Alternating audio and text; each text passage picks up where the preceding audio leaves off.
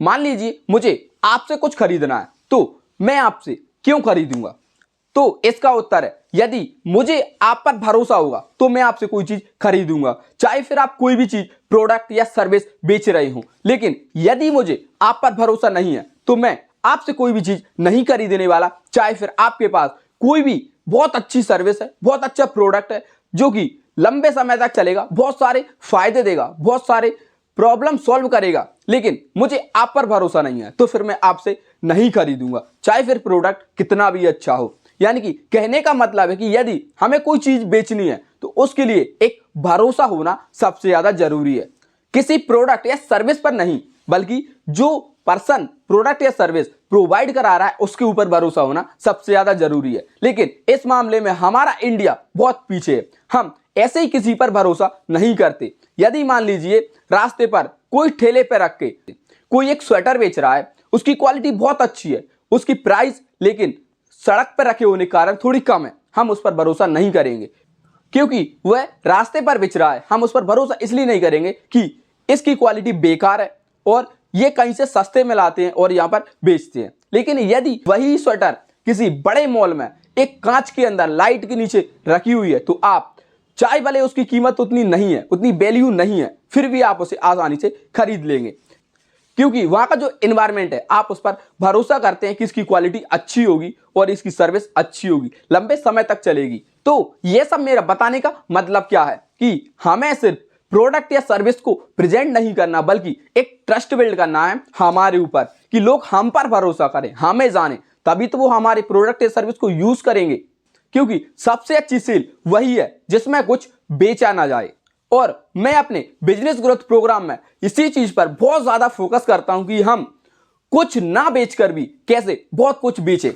इस पर बहुत ज्यादा डिटेल में डिस्कस करते हैं कि हम लोगों की कैसे हेल्प करें, कैसे अपने ऊपर ट्रस्ट बिल्ड करें, कैसे एक ब्रांड बनाएं जिससे लोग हमें पहचाने, हम पर भरोसा करें और हम कुछ ना बेचकर भी बहुत कुछ बेच जाएं। तो आप भी इसकी इंक्वायरी कर सकते हैं जिसकी लिंक डिस्क्रिप्शन में है। एंड अब आते हैं हमारे टॉपिक की ओर कि ट्रस्ट बिल्डिंग एक बिजनेस ओनर के लिए एक बहुत बड़ा चैलेंज है, अपने ऊपर ट्रस्ट बिल्ड करना।